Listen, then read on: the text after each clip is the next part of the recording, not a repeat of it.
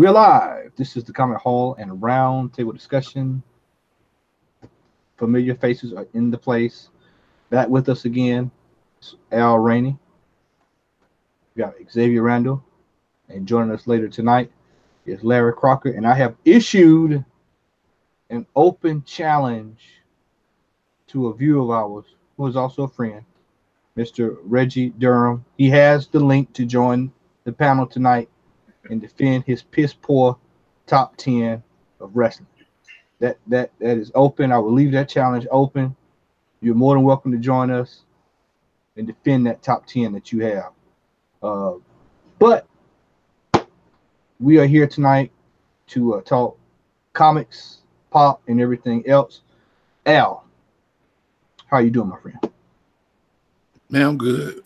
Ain't enough time in the day, but I'm good. X, how you doing, brother? I'm good. I can't complain. I'm glad Good, we are good, good. here with you. Excellent. All right, so let's get right down to business.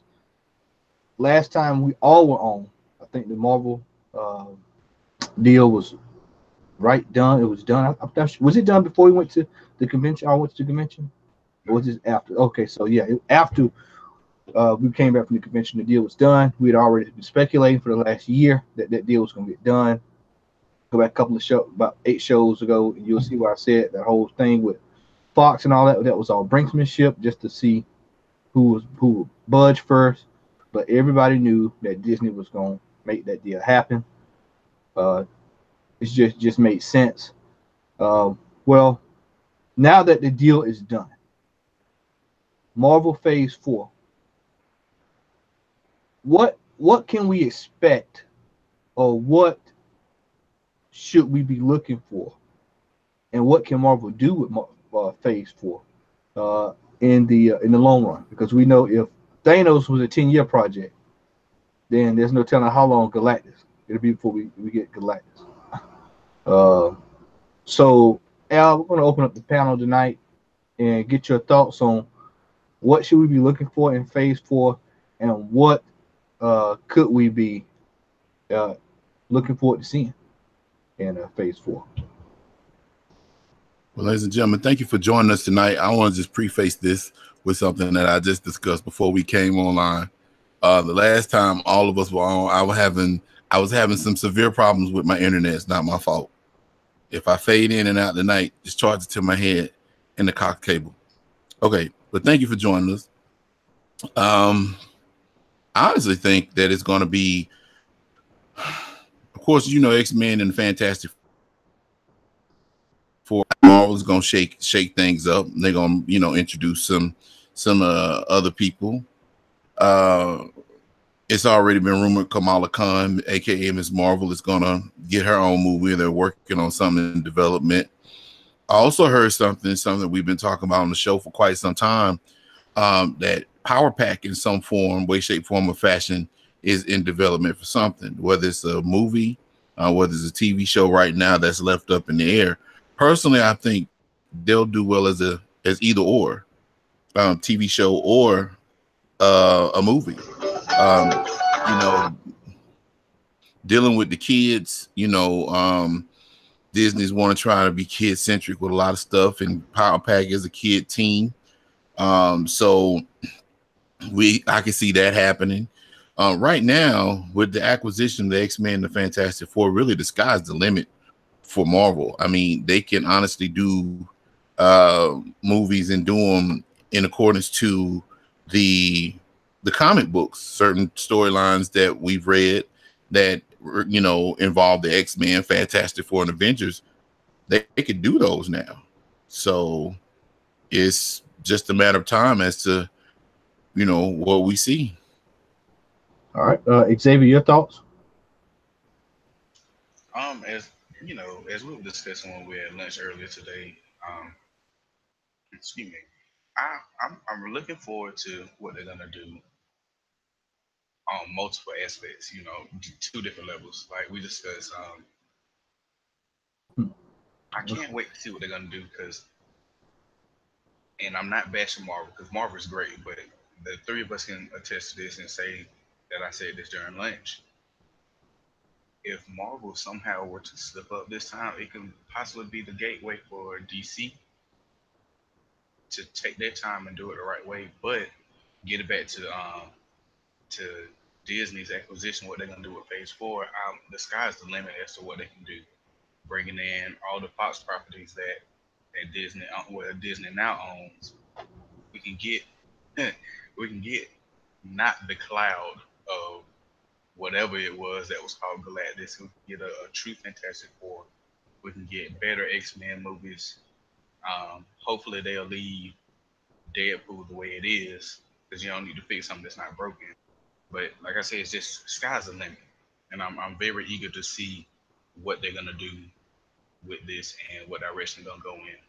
I really can't tell you what they're gonna do because I can't really delve into the speculations on it and whatnot. But I'm excited to see what they're gonna do. Well, I can tell you right off the gate, and this is something we've discussed on the show before. Uh, in the Eternals will probably want to be something that's going to roll out pretty relatively quick. If not, if it's already in the works. Um, you got that. You got Nova. You just got a lot of different routes you can go uh, based off of just the Guardians of the Galaxy alone. And the only thing now is that with the whole boycott that the actors are doing with the movie. Just wonder how that will affect things, but I'm sure Marvel will work their way around all of that. Al, go ahead.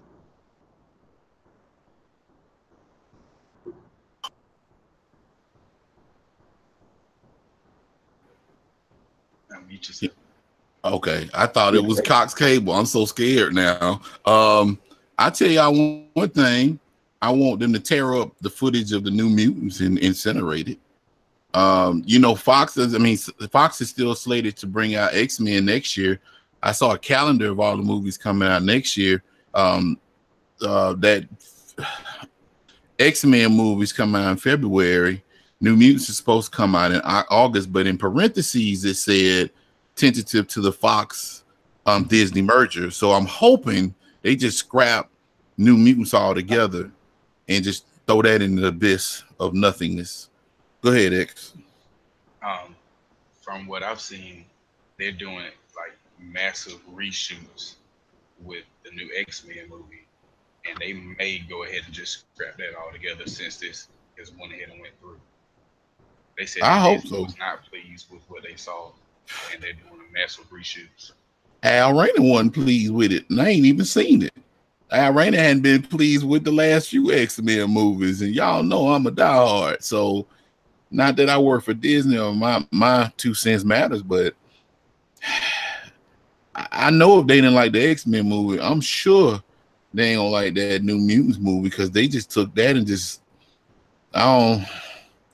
They made that out of a Riverdale type deal. So I think Don't bash Riverdale. Riverdale a good show. well, that has yet to be discovered at this particular juncture, sir. But I'll give it the benefit of the doubt. Matter of fact, if I have time this evening, I'm gonna watch the first episode. And if I like it, the next show that I'm on, I will tell everyone that I enjoyed it. If I You gotta watch didn't, the first three.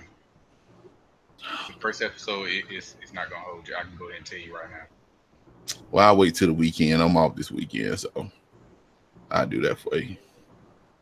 Well, I'll tell you what. Another thing too we should look at is Doctor Doom is a villain that with them getting Fantastic Four now. That's another option, but I prefer to see almost like a somewhat of a build up for Doctor Doom as well.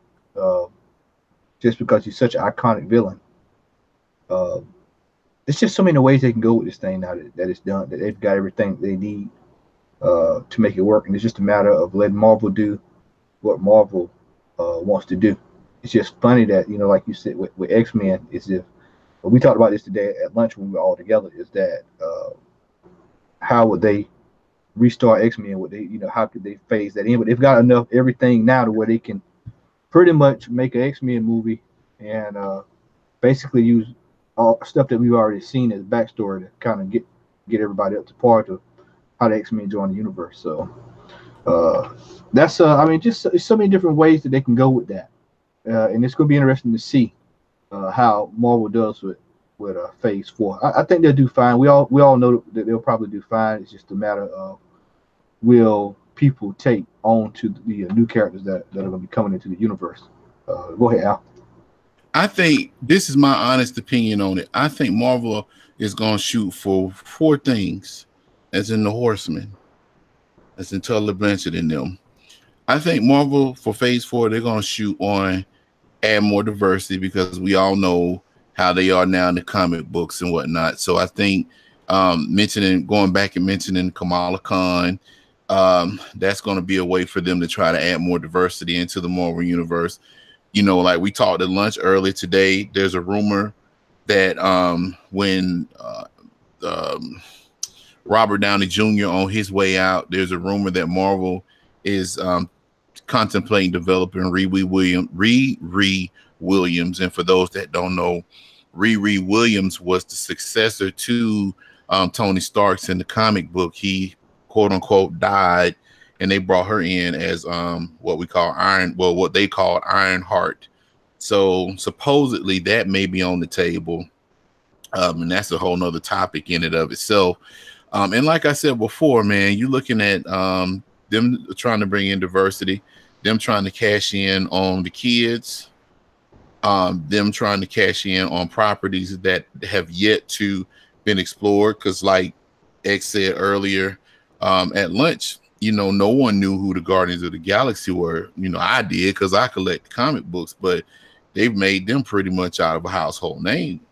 And also, I think they're going to try to cater that aspect of moviegoers that were clamoring and made Black Panther what it was, primarily black folk.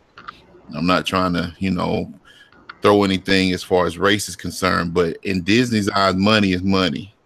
And as the old Wu-Tang song goes, cash rules everything around me. Cream get the money, dollar dollar bill, y'all. So at the end of the day, when Disney saw those numbers regarding Black Panther, they said, "Oh my gosh, that's the demographic that we need to hit up." Because, like I said, money is money. So I think you're gonna see those four things going into this phase four.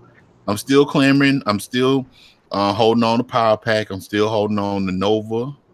Um, Heck, and I hope we get to talk about this, what we talked about earlier, Matt, regarding those Sony spinoffs. Because yeah, I'll just leave it at that because I don't know how you got the show format and I don't want to step on no toes. So I'll just leave that. And then when we get on it, I got a little soapbox I'm gonna stand on for a few minutes. So All right. Well, all right. We're gonna slide down the list. We're gonna roll right into our next topic for tonight, and that is we're gonna slide away from Marvel and slide over to DC. And how should DC move forward with their movies? Because they're entering a critical phase to their cinematic universe. And Xavier, with you being a huge Batman fan, a DC fan as well, we're gonna go ahead. And I'm gonna let you uh, give us your thoughts on how should they move forward with their cinematic universe. Well, you know, as we were saying, and forgive us, guys, we had a nice long lunch today, so we discussed a lot of things. So you're gonna hear as what we said at lunch earlier. But like we said at lunch earlier, I was kind of against the Flash, for instance, being Flashpoint for his first movie. Then I sat down and I thought about it. Like I told you guys, it could be the perfect way for them to actually start over. You know, because like I told you all, Wonder Woman was around before the Flash was even thought of. So if they do Flashpoint and go back, they can actually change everything and literally give us true backstories leading up to the heroes that we see in future movies. You know, it could completely do away with Batman v Superman. It could do away with Justice League. It could do away with Suicide Squad. Any of that. We can have a retcon Green Lantern movie, you know, or we can have Green Lantern's core. We can have a true Aquaman story with, I can't say true because we haven't seen the upcoming Aquaman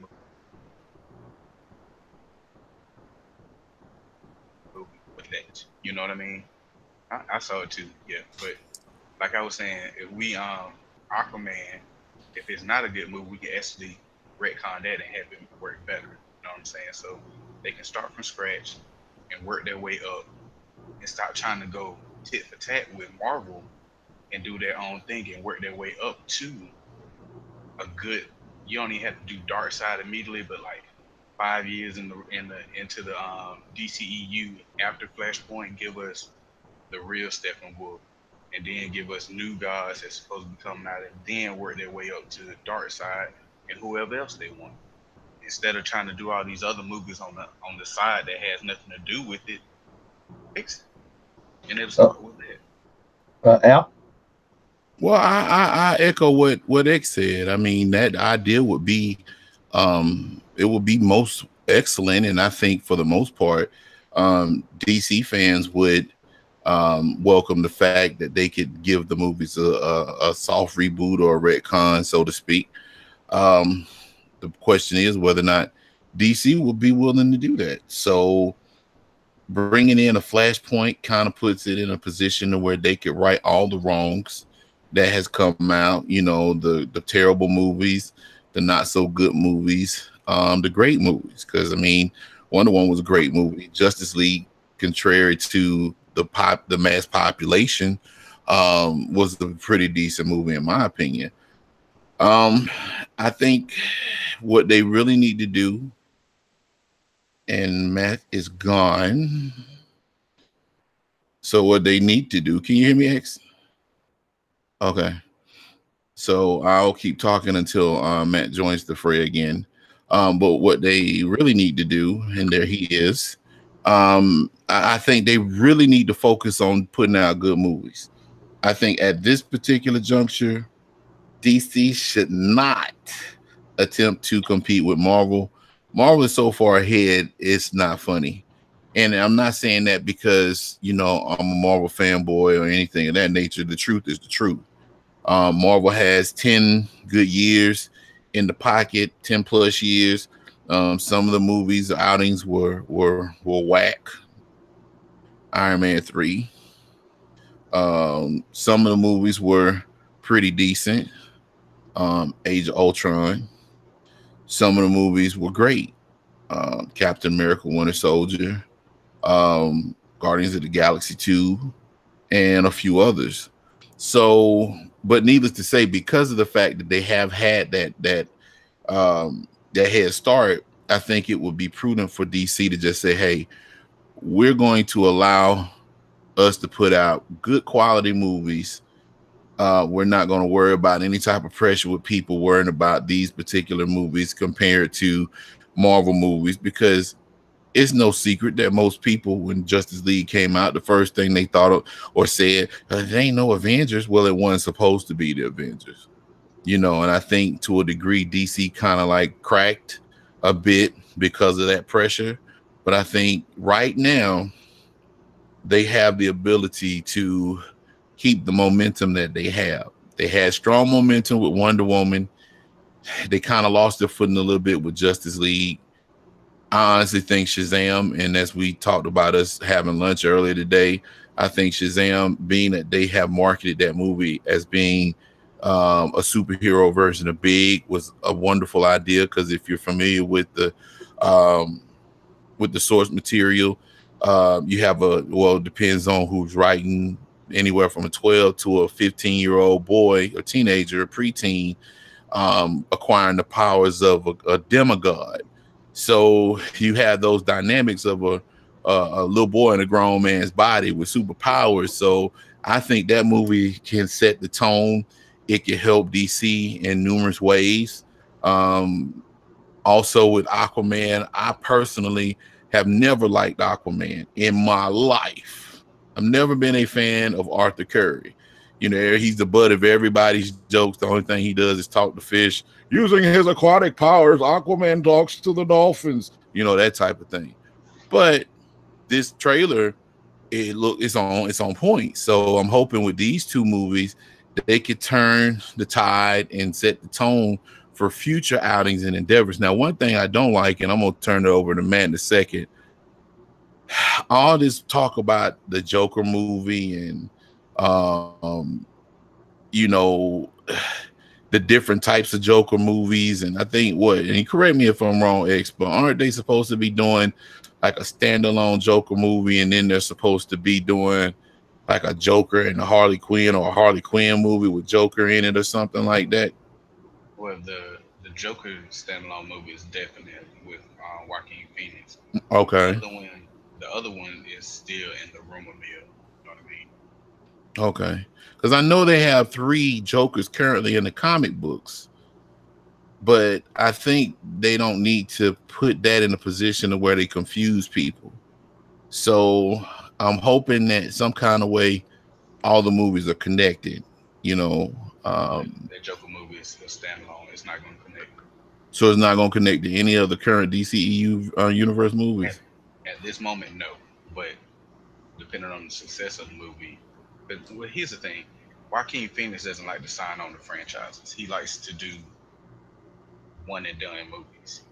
So if this movie is a huge success, the chance of him signing back on to do another movie and then joining this big, or joining the DCEU if it moves forward in the right direction, he doesn't want to commit himself to that kind of long term deal like Robert Downey Jr. with and Chris Evans and everybody else in Marvel. You see, Yeah, I understand. Well, we'll Yeah, see. yeah, we'll see what DC has up their sleeve, but like I said, they need to just focus on. I told y'all this earlier today. They just need to focus on making good movies and stop worrying about trying to outdo Marvel. We're not. That's not really honestly at this time. It's not a big goal. It's kind of like football. We just need to try to run the football first. Then we'll try to start passing at some point. hey, can y'all see the comments? Yeah, I want to give a shout out to Stay Puff 1983, who is in our comment section right now. And also, I have an update on the open challenge to Reggie Durham. Reggie has indeed accepted the challenge. Oh Said God. he wants to be on the show on the next one. So we're going to have an all-out top 25 debate of professional wrestling. It'll be the wrestling version of the Comment Hall and Roundtable discussion next show. So I'm pretty sure there's going to be a lot of mudslinging on that show. And let me just say this, Reggie, you better hope I'm working that day. And we all know what Al's number one wrestler is. If you Can start you see watching us the when we first started, if you start watching us when we first started doing this podcast, then you know who Al's favorite wrestler is. I don't understand. He's one of my favorite wrestlers. He is not my favorite He's his wrestler, favorite man. wrestler. He's his No, he favorite. ain't. And he talking about Gangrel, y'all. Gangrel is one of my favorite wrestlers, so I don't care what y'all say. He's cool. All right, so can you see the question that Kingdom Comments asked us about the Kingdom. director? Oh yeah, Kingdom of Comics. Sorry about that, my man. We want to give you a shot as well. Kingdom Comics and Stay Puff 1983, and all our other viewers who are loyal viewers who are watching and subscribers. Make sure that you like, share, and subscribe. Make sure y'all hit the like button, smash it, drop the elbow on it, DDT that like button, and make sure you tell everybody about the show. Xavier, what's the question we got in the chat? Well, he was posing the question like, "Have we seen the rumors about them wanting to direct? I mean, them wanting to hire a woman director for Batgirl and what's the other movie, Supergirl?" And I think there's something that we should definitely address on here, because he went on and said something else about it should just be about good directing, which I agree with that. You know, Whole whole Batwoman, because that's actually a topic. That's actually on Batgirl. Batgirl. Excuse me. Well, I got never mind. I got Batwoman on the rundown tonight. But go ahead. We go ahead and talk about that. Go ahead. But like, um, one of the things that he said, you know, was, well, Wonder Woman had Snyder print on it. It wasn't just Patty. I agree with that, but it was mainly Patty Jenkins who had her stamp on that, because we saw that, well, we have seen that everything that Zack Snyder has done is nowhere near gold. You know what I mean? But to what I was saying, I was reading this last comment about Gangrel, but if we have more women directors that put out quality movies, regardless of who else is helping them, it can definitely help out what DC is trying to put out, or any franchise or any movie that's out there. You know, it's definitely something that we need to see more of, and there's good women, well, good female directors out there. Patty Jenkins just so happened to get a lot of publicity right now because of the success of Wonder Woman and how bad the previous DC movies, or I'm not gonna say bad, but how Mediocre. there you go, how mediocre they were and how ill received they were by critics.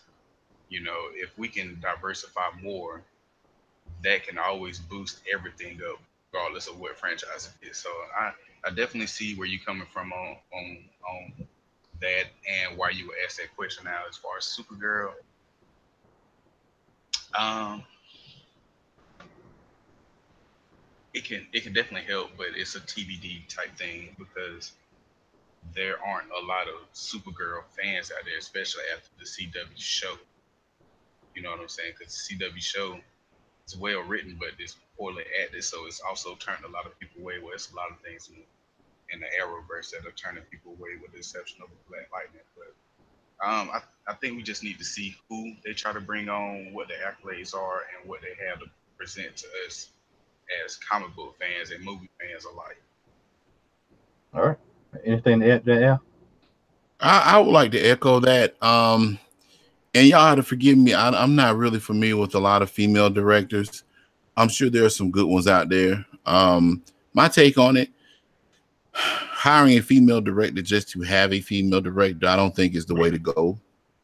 I think female directors should actually be vetted the same way male directors are. I think it should be based on their body of work, what they're capable of doing. I believe that, and I'm gonna give you an example. Ryan Coogler did a really good job with Black Panther, but he's also done Fruitvale Station, and dang, I can't remember. It's like 2 or 3 other movies. I can't think of the other ones. Y'all have to help me. But he's actually Creed. proven, huh? Oh, Creed. Yeah, that's right. So he's proven himself to be a really decent to good director. So as far as it goes, for him to helm another Marvel movie or another Black Panther movie is not a problem. Same with James Gunn. Prior to the debacle, the controversy, he proved himself with the Guardians movies, the those brothers on the Captain America movies, Russo brothers. They proved themselves. Patty Jenkins, I think his name, the one that you mentioned, she proved herself on Wonder Woman. I would be remiss to say that I would be really pissed at Marvel if they went and got Tyler Perry to direct the Marvel movie just because he's Tyler Perry. That That's would that's be, what that's what I'm talking about. You get what I'm saying? yeah. So just to have a director just because they are a certain race or ethnicity or gender doesn't cut it with me. I don't care if it is Tyler Perry. I don't want to see Medea in an X-Men movie. I'm sorry. I don't want to see her make no cameo walking across Medea the could be street. the best villain in Marvel history.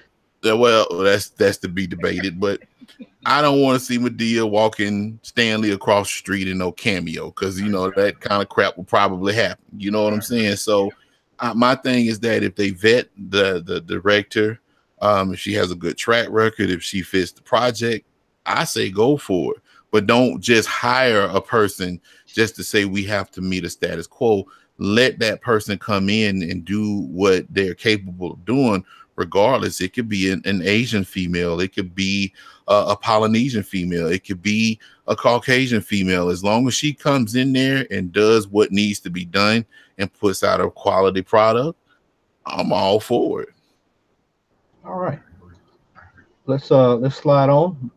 Uh, we have not talked about this since it was released on Netflix. I think we all had a little bit of a hiatus. But Luke Cage season two. Uh, I have to say, man, personally, I really enjoyed it. I really enjoyed season two. Bushmaster made that show. Agree. Uh, I think it was a well-rounded show. Uh, I know somebody's watching tonight, so we have to watch spoilers. So I just wait and tell you, I know somebody's watching it tonight, who is a good friend of mine. And she's watching it right now, and I don't want to want to get in bad graces by spoiling it. But I will say Bushmaster made that show. Uh, Black Mariah was savage. Was was pretty much about as savage as savage can be, and I just felt like it was a well-rounded show, and it opened the door for a lot of different ways that that show can go. Uh, Kingdom Comment said he hasn't seen it either. okay, so we don't want to spoil it too heavy for anybody. But Al, let's just get your synopsis on what you thought about Luke Cage. Well, to sum it up without spoiling it for any of our viewers that haven't seen it, I enjoyed it better than the first season. A lot of people were that I've seen that didn't too much care about it were basically the biggest gripe that I saw was the fact that it was too urban, and I'm trying to figure out how can it not be too urban. I mean, considering that they're in Harlem, and it's because it's centered around a black superhero in Harlem, but I mean, those are the people that, number one, they don't read the comics. They know more about Luke Cage than they do about Peter Brady on the Brady Bunch. So I mean, you got that type of person that's going to make those types of proclamations because, truth be told, they're, you know, I wouldn't say willfully ignorant, but they just don't know. Um, the guy that plays Bushmaster Mustafa, I can't remember his last name. I actually was so impressed with him, I started following him on Instagram. And it shocked the bleep out of me when I found out that he wasn't Jamaican, even though I've seen a lot of Jamaicans say that his accent wasn't as authentic. To me, it sounded like he came straight from I thought it Jamaica was. off a boat, you know. I thought it was the Um, little clicks and everything that he was doing. Dude, it was, but now he's a trained capoeira fighter, so he knows martial arts. But I think personally the story was good, the way it ended was good. I will tell everyone that has not watched it, Alfred Woodard, if she don't get a daytime Emmy for that performance, I don't know, because it was like it was a gambit of emotions that was going on during that time frame. um Her role as Black Mariah, she played that role, she embodied that role. I think everybody to a degree did a great job. Simone Messick, which plays Misty Knight, she came up, she was really, and she is a gorgeous woman too. She is so She's a beautiful. cap. She's a Capricorn, by the way, for somebody who's watching, she's a Capricorn. Well, she could be a Jolly Rancher for all I care. You know, Right. she's a beautiful woman, and on top of that, she put everything into her role. You know, the second season, I think everyone did a great job, in my opinion. Now, my only gripe is that at times, Mike Coulter, who plays Luke Cage, at times he was kind of flat to me at times. For the most part, he did a really good job. I would say hats off to Shades. I can't remember his real name. Hats off to Alfred Woodard, who played Mariah, and the girl that played Mariah's daughter. I follow her on Instagram now too. I Nightshade. can't remember her name. Nightshade, but she did a really good job as well. The way the show ended for the season 2 season finale, it really opens up the door to a lot of possibilities for season 3. There's a few plot twists in the show, y'all, that I haven't watched it. That was, like, okay, I see where they're going with this. No, I don't see where they're going with it. Like, oh, okay. But overall, I mean, on a scale of 1 to 10, I would give it a strong 8.5. Like, really, I give it a strong 8.5. All right. X. I definitely agree with everything that Al said. Only thing that I slightly disagree with, I wasn't as intrigued with. Um, I knew I was gonna forget her name that quick. Black Mariah. To me, she was a little over the top, and I got tired of seeing her on the screen. But it definitely fit. the narrative of the season of the show. Um, as far as, and this is no spoilers, we're not going to spoil anything for the viewers that haven't seen it, but as far as it being too urban, it's set up in the same exact timeline as all the other shows, and it's not that far from each other. I mean, it's what more do they? How unurban does he want it? Do they want it to be? I mean, do they want him shining shoes? Well, I don't understand. well, I think that same argument was the same argument that some people tried to make with Black Panther. Like, okay, so where's the quote unquote diversity? But again, it goes back to knowing your source material, and it also goes back to knowing the character and that type of thing. I mean, it's not like what's the word I'm looking for? It's not like it was an intentional thing. They're going by the source material, and according to the comic book, Wakanda is black folks in Wakanda everywhere. You might have a couple of other ethnicities, but for the most part, it was nothing but black people. So I think in that particular regards, you're gonna have people just to complain over stuff that didn't need to be complained about for the simple purpose of complaining. You can't please everybody. I've heard people say, well, Luke Cage sucked. I'm like, so why did it suck? And they never really gave me any type of answer to say, okay, I can see your point. They just didn't like the show. So it's like, okay, well, if you can't really give me a reason, if you say that Mike Coulter's acting was flat, or like you just said, Alfred Woodard was over the top, I could say, okay, well, I can understand where you're coming from. Right. But if you just sitting there that the show sucks just because, I mean, that this sound like you a hater and you're not really trying to provide no constructive feedback on the show. So One of the things that I saw was that one of the reviews I read, the headline was saying that the show lacked Cottonmouth, and I was like, y'all have to let that man stay dead. Yeah, he served his purpose in season 1, and season 2 is we've moved on from that. well, the Last Jedi lacked Darth Vader, but that Joker is dead. So I mean, the Last Jedi lacked a lot of stuff. well, Darth Vader was just one of many, but we ain't even go down that road. But I mean, by that argument, it's a lot of stuff lacks. I mean, when Bo and Luke Duke left the Dukes of Hazzard and Cohen Vance showed up, the show lagged in. What about that remake? Man, we don't talk about that. Johnny Knoxville is, man, whatever. Okay. Sorry I brought that up. All right, he wasn't the worst part of the movie. Nah, he wasn't. All right, so not only did Luke Cage come out that same month, but Ant-Man came out as well. We've all seen Ant-Man. We're gonna go. If you hadn't seen Ant-Man, we're gonna give you a second to click off. Come back in about 5 minutes. We'll be on a new topic. All right. Spoiler alert. Spoiler alert. Spoiler alert. All right. So Ant-Man. Ant-Man. I thought was absolutely a hilarious movie. Me and Antonio Coleman, who is not with us tonight, probably more than likely has to get up in the morning to work. He's on that new schedule. But we went and saw the movie, and we thought it was great.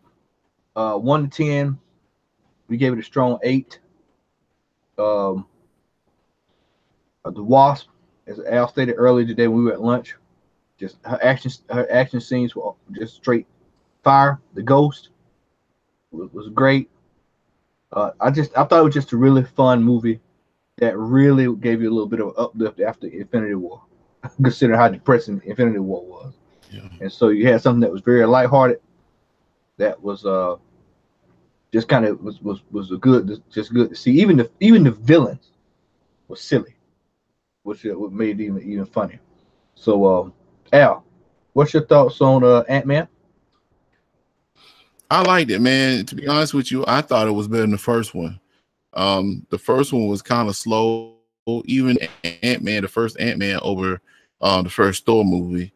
In terms of entertainment, I was thoroughly entertained. I can't remember the guy that what's his name, Hector in the movie. What is Hector? Michael Pena. Yeah, Michael Pena. His name was Hector in the movie though, wasn't it? I couldn't even tell you his name in the movie. Well, y'all know who I'm talking about. The flashback guy, him. Right. The storyteller. He yeah, him, the storyteller.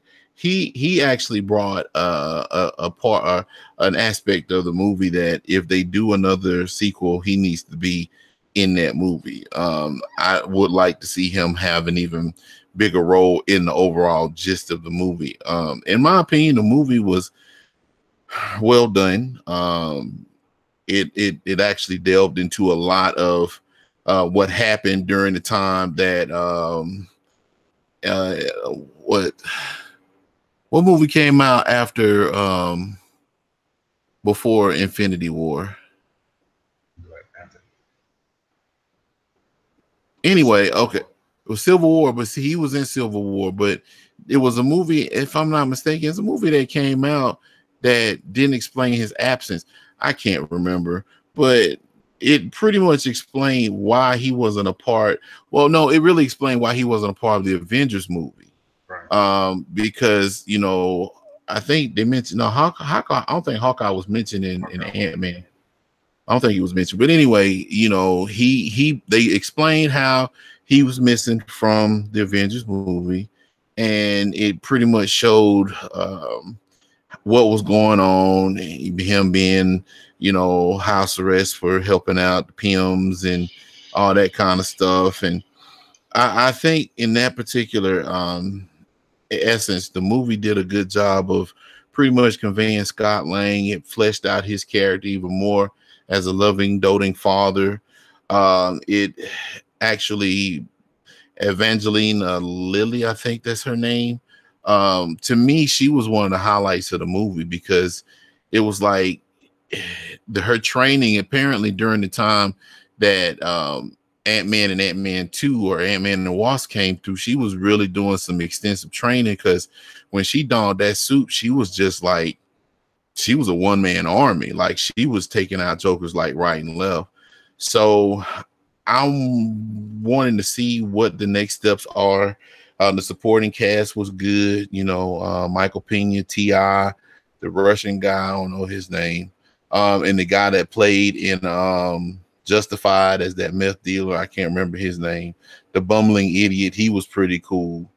Um, Lawrence Fishburne, they gave him some shine and they opened up the door for a character by the name of Black Goliath or Goliath to come on the scene if necessary. Larry, welcome to the Properly. show.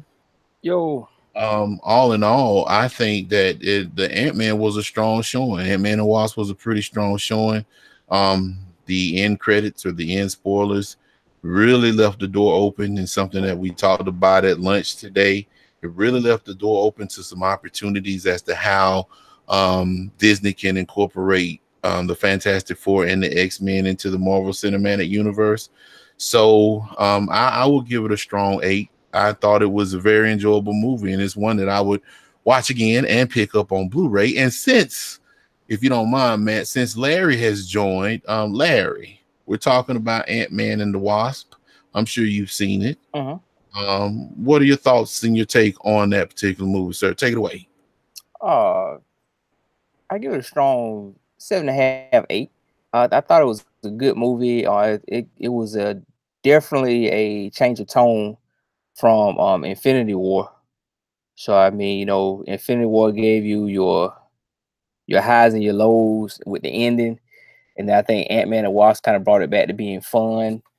Um, and Paul Rudd and they did a good job in that movie.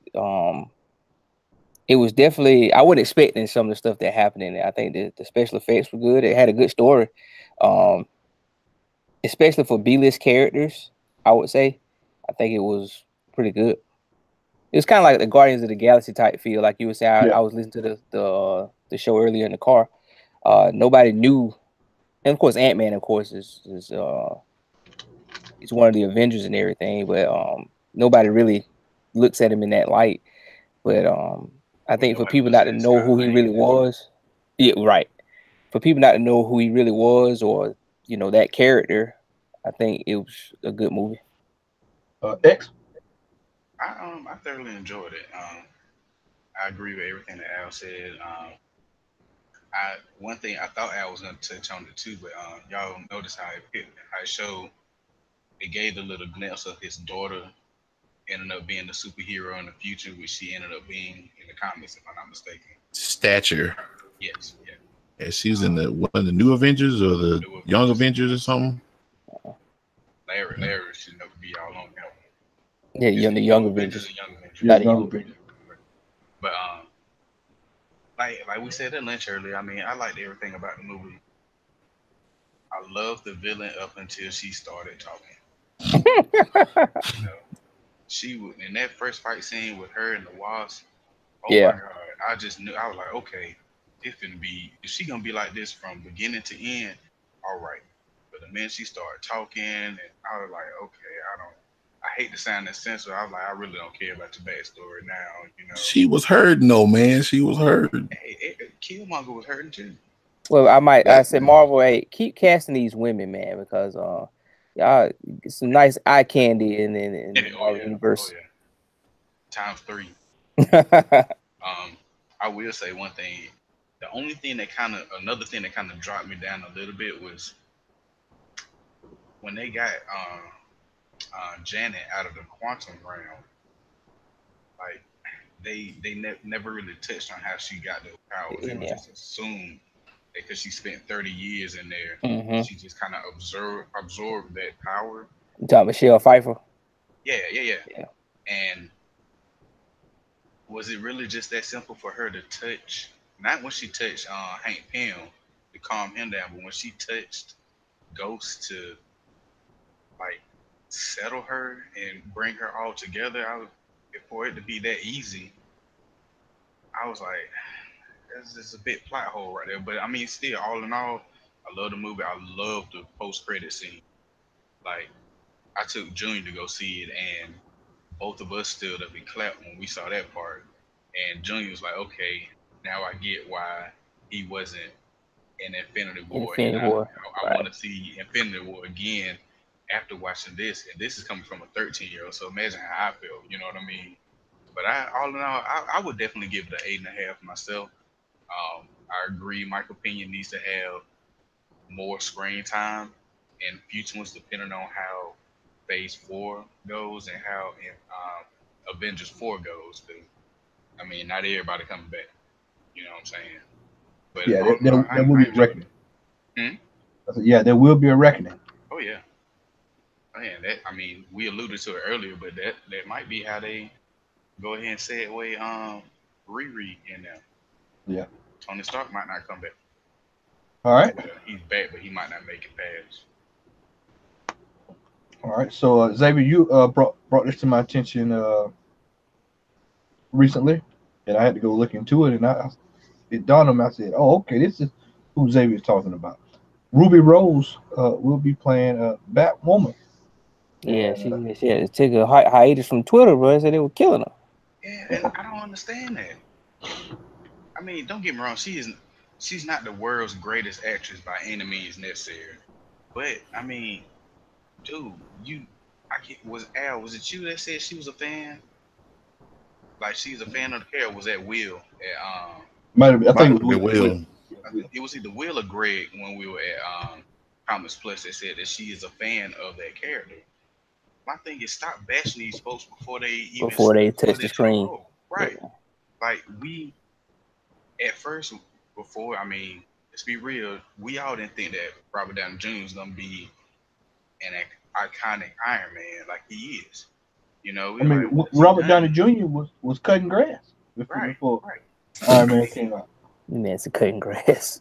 I know Larry not gonna agree with this because it's DC oriented, but after watching Ben Affleck as Matt Murdock, nobody was excited to see him be Bruce Wayne / Batman. I got one better than that. I can agree with that. Jared Leto. I still don't think he was a good Not job. Jared Leto. Not Jared Leto. What's my man? Break. Brokeback Mountain. Oh, Oh, Heath Heath Ledger. Ledger. Yeah, Heath Ledger. Heath I Ledger mean, is the Joker. I can tell you now. I got a coworker of mine that I work with, man, and me and him were just like, this movie's gonna just stink, because we just could not see him playing that role until we actually saw him play that role, and that's a role that's going to I didn't probably. think I didn't think any of the Batman movies would stink, man. Just because after Batman Begins, if you once you brought Christian Bale back, the same writer and everything, the only one to me out of those that was questionable was the Dark Knight Returns or Rises, just Right. because He came out of that hole. He didn't even get his back broke. He just had a Hey, slip hey, disc. hey, hey, hold on. I know we put off the subject a little bit, but what tickled me every time I watch that movie, man. I like the movie, but what tickled me every time is he comes out a hole that's in Chicago already. Right. Chicago Right. City. Like this hole was on the west side, like Bellevue over the west side. And he just It was somebody trying to Hell, break yeah. the movie down and he say that, well, comes out the it took him hole. 2 weeks to Hey, get there. I was like, hey, shut up. But I think hey. that's the only DC. The only thing that was wrong with Dark Knight Rises was I think they tried to put too many different storylines into it. Other than that, Same thing with BBS. We yeah, was talking about that at the comic shop too. Yeah. yeah, But I think that was the only thing really wrong with it. But other than that, man, the Batman Begins and the Dark Knight were excellent movies. Yeah, let's get back to Batwoman though. yeah. I was just gonna say. I was gonna say this. I just think people, just give damn people time Right. to do the role. And she's already a fan, like you said, already a Right. fan. So she's gonna put effort into this. This is not gonna be Ghostbusters remake. That Ghostbusters remake. This is not gonna be that. Agreed. This is.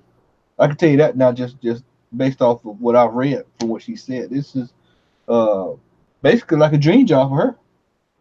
And if it works out, that is huge for the LGBTQ community. It's huge for Batwoman, period. Batwoman and Batgirl, It's a even huge for Batman. Supergirl. Go back to what you just said earlier about Supergirl. These are characters that you would look at in the universe in the DC universe. Is probably what level C character Batwoman, like a C character D. Who's checking for Batwoman? So I mean, I say kudos. And like you just said, we were talking now. Al, we talk about this a lot of times off the air. About the SJWs. I mean, this is something they should be cheering about. They should be in hands raised. But you can't please everybody. I Well, mean, like why would they not be excited about a lesbian woman, a strong lesbian woman playing a strong lesbian woman? Well, I think, man, I don't even think I don't even think it's that deep. I just think once again, I think people have an idea, a typecast in their mind of who should play what role, and this girl didn't fit what they thought should have mhm. played this role. And Yep. with social media, you got a platform now, man, to be a finger gangster, man, and just whatever you thinking, you can really put it down, man. And if she kills the role, then now you'll go back and people have to eat everything they said, man, because she actually do a good job in the role. They won't either. They'll just delete it. Well, They'll go back and edit their profile. Man, she's the greatest thing that ever happened.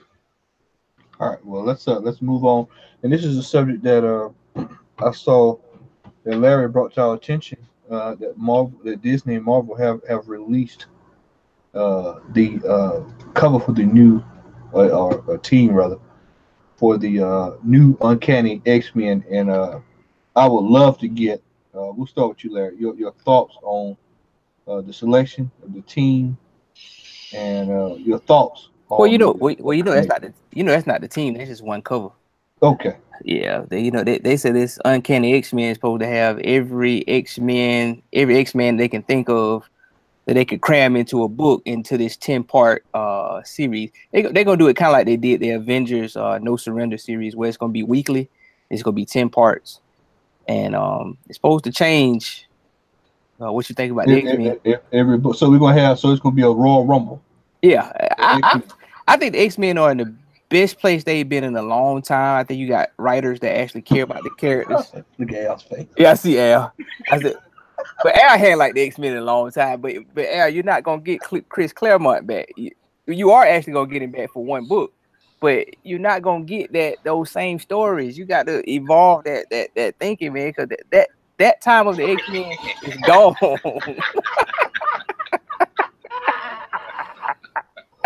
Oh, Me, I enjoy the X-Men, man. I guess this is because I like the characters, man, and I like what they're actually doing with them. I think they pushed them forward. Like I don't know if he's read Extermination #1 yet, but I like what they've done with Magneto. I think the character development they've done is huge. And you talking about somebody who never left. I was there for all new X-Men, Extraordinary. I collected all of them. So I mean I've seen the character progression, and to me I like it. All right, X.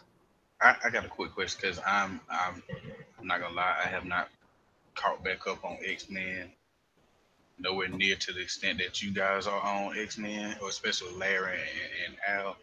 But did they ever bring Professor X back? Yeah, he's back.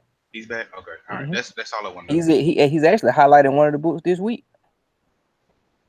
All right. How many books they got this week? Extermination, Astonishing X-Men. That's it. That's the only 2 X books this week.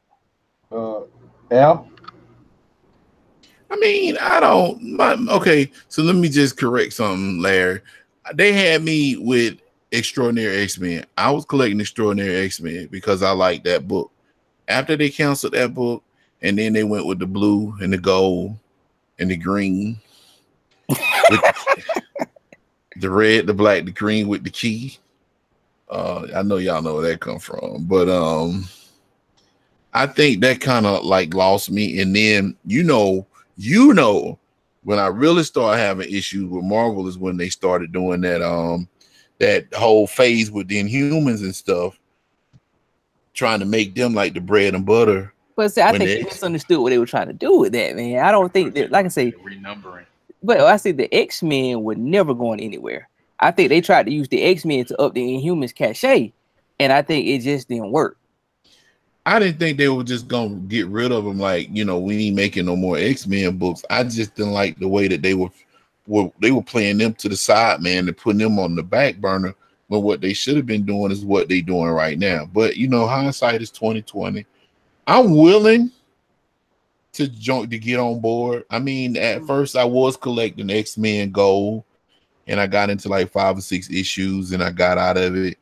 I got the first 2 issues of X-Men Red. You should have hit Midtime, man. They just had a 75% off sale, man. You could have got most of them books, man, for, like as Matt would say, pennies on the dollar. Is the sale still on? Or is it gone? I think it ended last night at midnight. All right. Well, tough break is always FUBU, huh? So what X? They still got the 40% off going on right now. I see. But I mean, my thing is that I just didn't like the way, because I mean, man, for a good 25, 30 years strong, the X-Men were Marvel's bread and butter. That's where their money was coming from. And I think for them to try to do what they did, I don't know if it was out of spite because of Fox. I don't know if it was just because they got tired of the X-Men. I just didn't like the direction that they were going, but I am willing to give them a shot. Now, I did get Extermination.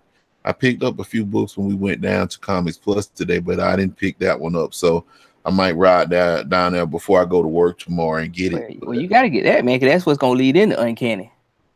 Okay. That's what's going to change it. Like the first issue alone, I'm not going to spoil it for anybody watching it, but the first issue alone is key because somebody dies and the key figure is kind of exposed at the end of the issue. So let me ask you this: how much is the book? Like $8.99? No, what is it? I think it's either $3 or $4.99. $6.99. Marvel, boy, they've been putting them price tags on new stuff. Now I will say, man, with Infinity War. Yeah, it was. I know #1 was like $6.99. No, the Fantastic Four #1. That's what Fantastic Four #1 was like $6.99. That Infinity Wars Prime was $6.99 because I got that, and I got Infinity Wars 1 and 2. Those are $4.99. So yeah. Did the pages turn themselves? No, I don't think so, man. I think you have to understand, especially DC books. I think in a shrinking. It's the same thing Apple does. You got to understand, in a shrinking economy, if you're going to sell less of something, you can still profit by, I ain't going to say overpricing, but making more profit off of what you sell. Yeah. I mean, if you know you're not going to sell as many books, hey, let's raise the price. Man, we all know that every book they sell is a profit because it don't cost no $3.99 an item But they shit, need. man, you got ebooks now. What, I $4.99? ain't gonna Some of say them that though. $4.99. 'Cause I think artists now, man, will come at a premium. Now Yeah, I mean, you do have to pay the artists. I agree with that because they putting out some amazing work. it's some of But the best. I'm just slide over here to talk about it. I'm glad that came up. These are some of the best B covers I've seen, especially on the DC side. God, the DC covers have been Oh man, killing it. them Young Gun DC covers.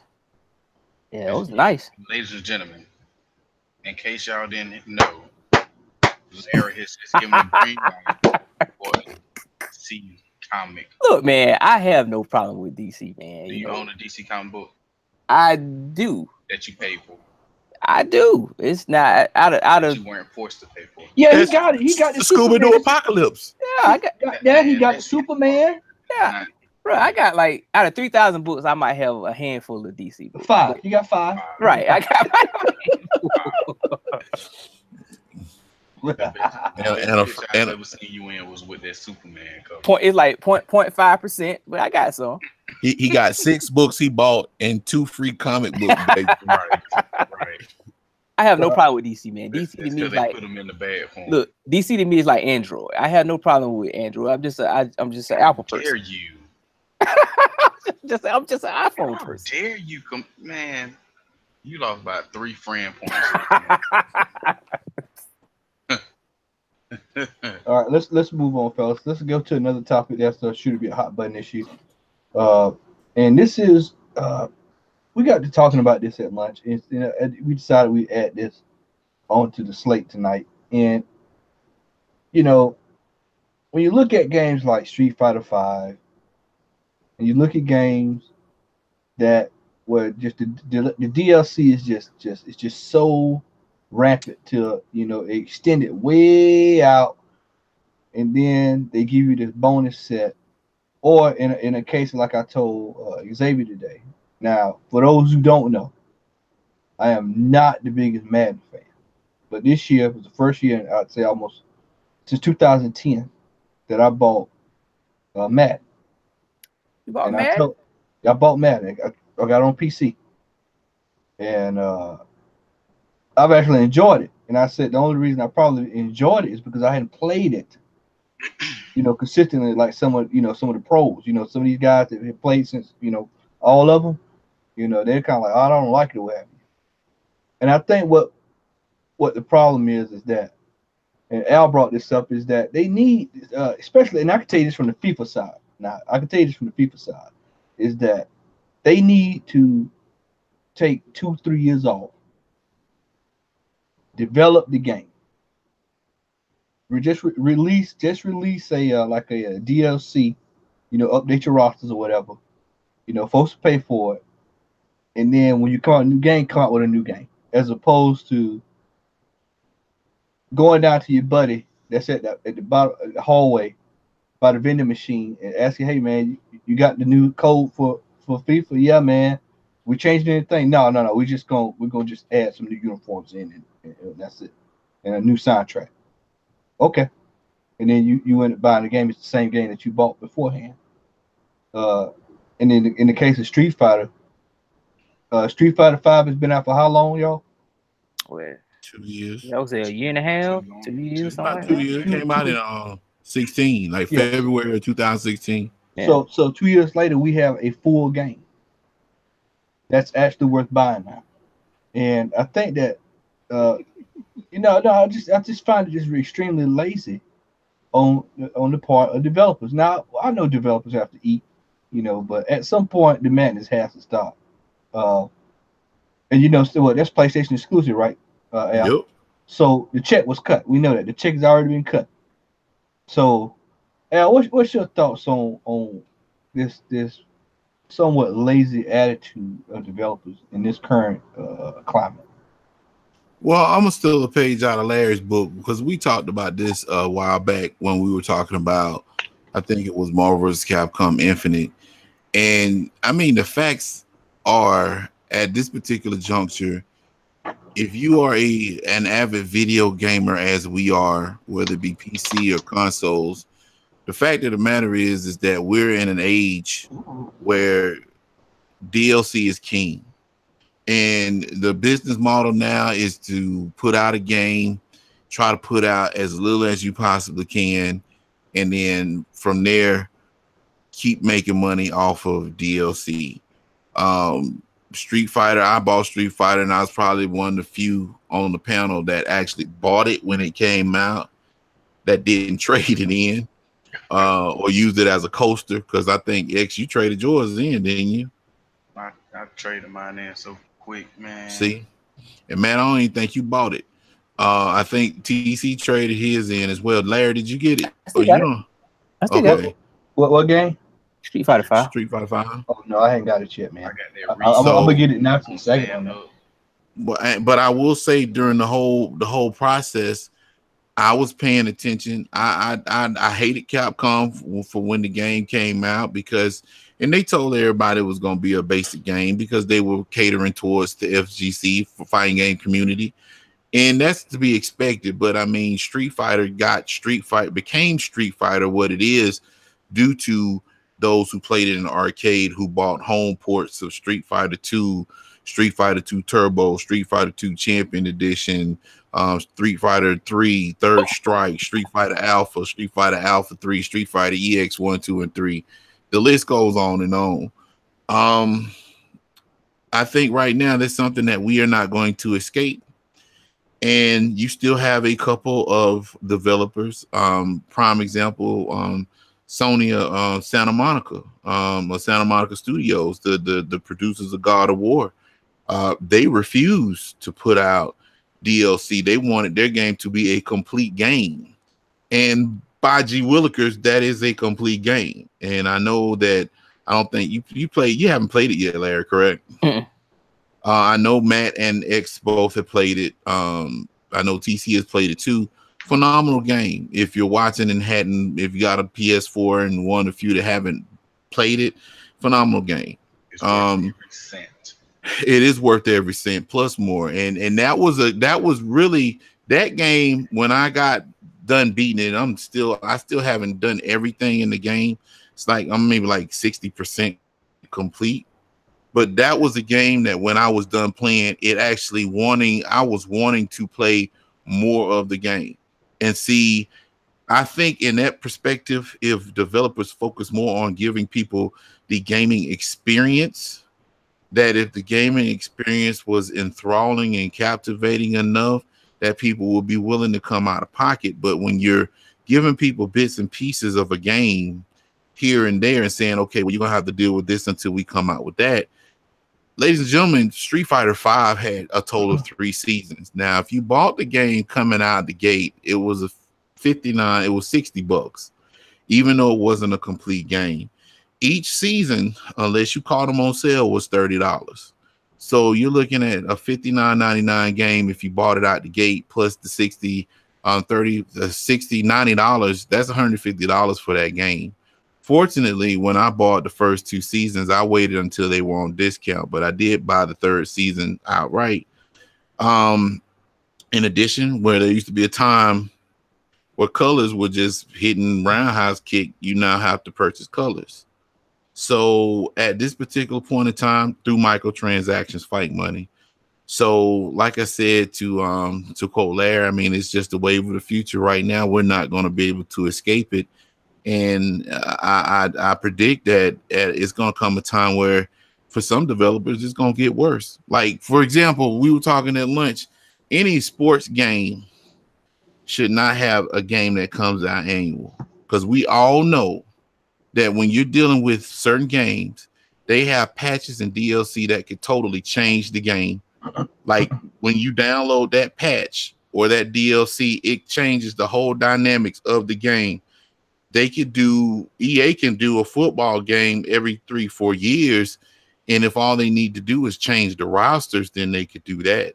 This particular Madden that I've seen was no different than the previous ones, except it had a story mode. Who want to play a story mode in a football game? I don't, but somebody does. But I mean, I say that to say this, and I'm going to be done. we're not going to escape it. You're going to have a few developers like Santa Monica that's going to keep doing what they're doing, but it's going to come a time where we're going to have a game and the game is going to be like one stage, and they're going to probably release a stage every 3 months, and you're going to have to pay $20 for that stage. I mean, for real, that's what it's going to come down to. I mean, look at the flag that Star Wars Battlefield game got with the microtransactions and the DLC. And, you know, even though they changed their tune, you know, it's like you said, they got to eat, but at the same time, I can't be paying $400 for no video game. I'm gonna give you one name, and this is why DLC is not going anywhere. Fortnite. Yeah. Apple alone, and this is Apple exclusive. iOS. This is not even this is not Microsoft or nobody else. This is Apple. They said this game has $1 billion in microtransactions, man. That lets you know DLC is, and this is on one platform. One. Yeah. iPhone. Samsung, if you pre-order the whatever Note or Galaxy 9, whatever they got coming out, you get $150,000 worth of credits for Fortnite. 150,000. That's insane. This lets you know why DLC is not going anywhere. It's profit, man. It is pure profit. All right. Yeah, go ahead, Larry. Let me cut you off, brother. I would say, man, it's upsells, man. When you buy shoes, what Foot Locker say, man, we don't make no money off the shoes, man. So let's sell you socks. Let's sell you cleaner. Some air freshener. Yeah, let's say what we can. It's when we sell computers, we don't just sell computers. We gotta sell you warranties. We gotta sell you cases. Yep. It's all about the upsell, and DLC is the upsell. Apple Care, even though you gotta pay 50. There you go. After that. Apple Care, yeah. All right. And this is something small fellas that I wanted to add in on the show tonight. What are some of the books that you all say people need to pick up right now if they're not reading? I would have to go with Infinity Wars. Probably mine. It's a solid read at this time. Larry, what would you say folks need to be picking up at this time? Man, I'm reading so many right now, man. It's kind of hard to say. For real, I mean, it's just my pickup. Marvel. It's just my pickup this week alone, man. But the Immortal Hulk is actually pretty good. People might be sleeping on the Immortal Hulk. I read it was pretty good. Yeah, it's pretty good. The last series of the Punisher was pretty good, where he had the War Machine suit. The new Iron Man is actually pretty good right now. The new Thor, Captain America. Like I'm gonna be like X. I'm just gonna say the relaunch of the Marvel series. All of them are pretty good. The stuff that Donny Cates is writing, Venom, Cosmic Ghost Rider. I mean, it's some good stuff out there.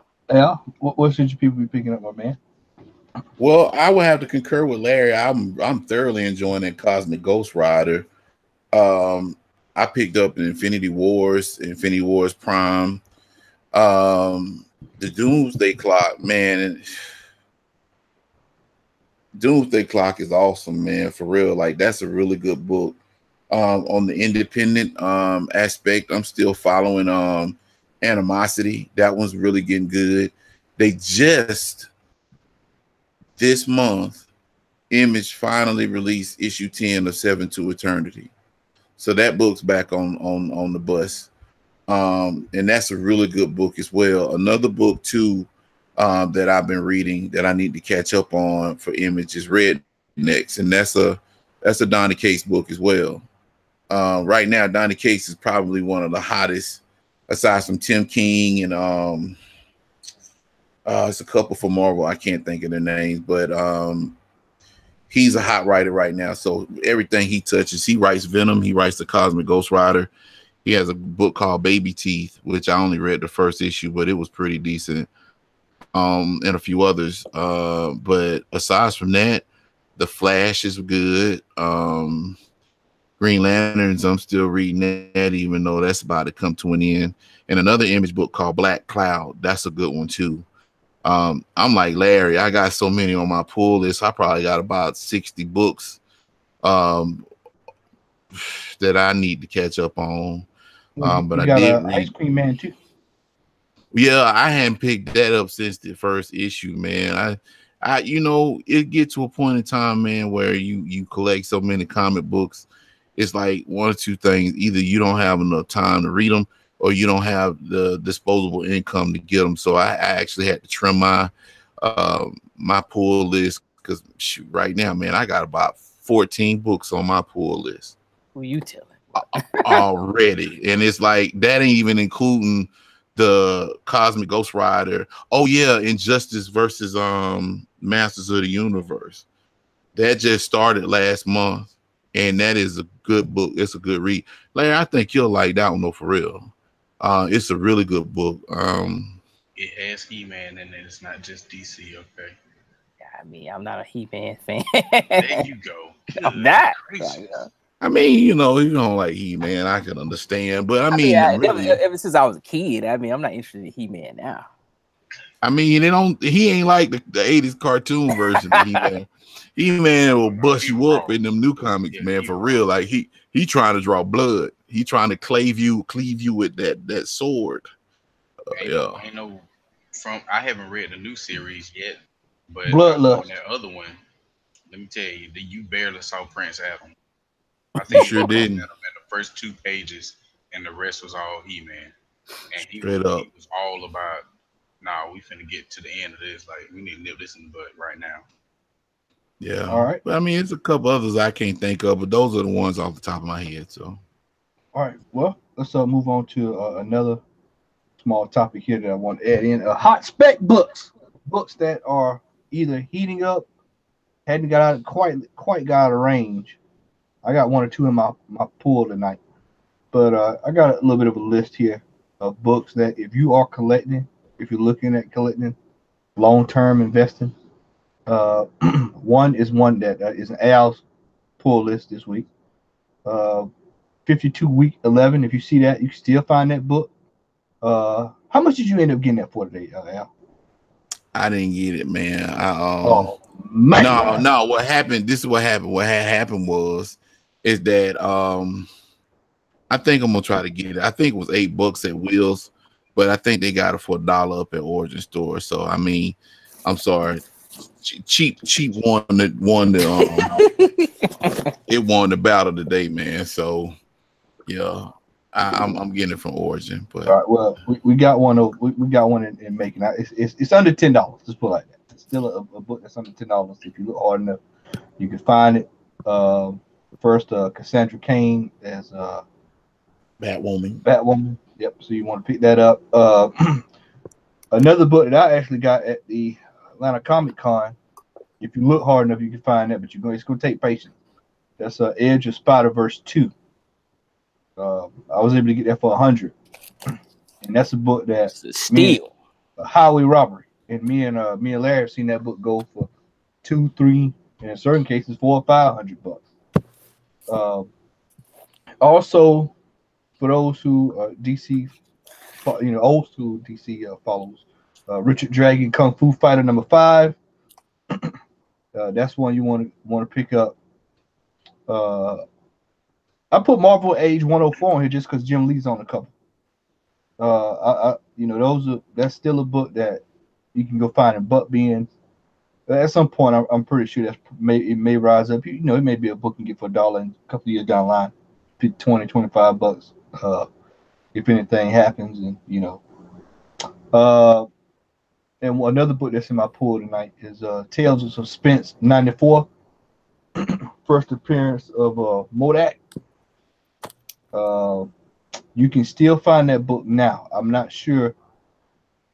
I think you still can get it in the 20 range, but I can tell you that book's gonna probably go up. And if you get a high grade of that book, you can really pay some money.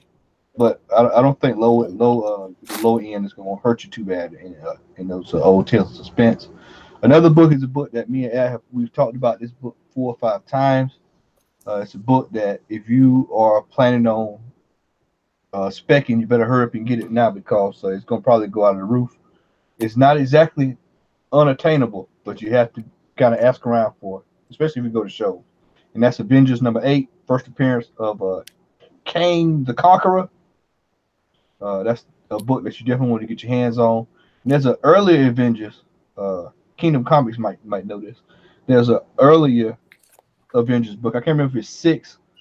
That's actually a prelude to Kang the Conqueror. That's relatively, you can find that at a pretty good price too, as well. It's actually Kang the Conqueror in another form. The Batgirl #12 Art Germ variant.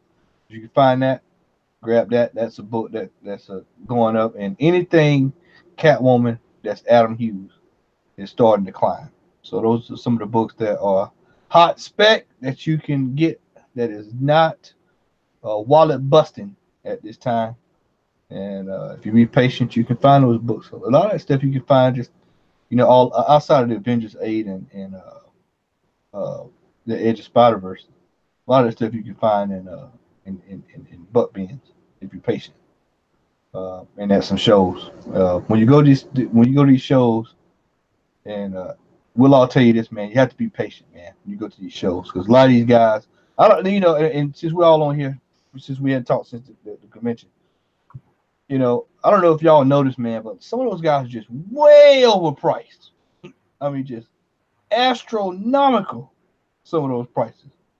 I know everybody got to pay for their booth, man, but it was just some of that stuff was just like unbelievable. Although me and Larry did see, we saw something that we thought we never see, and we saw a 9.8. Was it 9.8? Yeah, 9.8. Yeah. Hulk 181.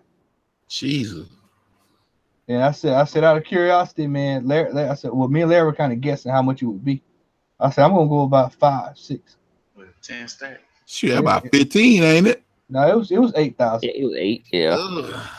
And he didn't flinch. That ain't bad though for a 9.8. No, because that book, you know what? Because that book's going to eclipse 8. It's going to eclipse 10. I say it's going to eclipse 10 by the end of next year. Well, we said, excuse me, sir. How much is for your 181? Oh, it's 7,900. I mean, he said like, hey, y'all want to buy it? Like, Right. Hey man, anybody finna drop a check for $8,000 right here? Somebody will. But I'm telling y'all what's gonna happen when as soon as they announce this whole deal with the X-Men and the Marvel Cinematic Universe Phase 4. All them books gonna go through the roof. Anything X-Men related is gonna get even more expensive. And that book right there, man, we go, Lord willing, we go to the convention next year, and that dude still got that book. I guarantee you have a $12,000 price tag on it.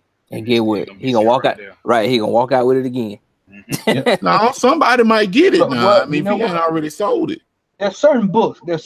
Like I know this for a fact because I talked to a guy at Larry. You know the guy that we go to that's at the Atlanta show. The older guy that we see a lot of times.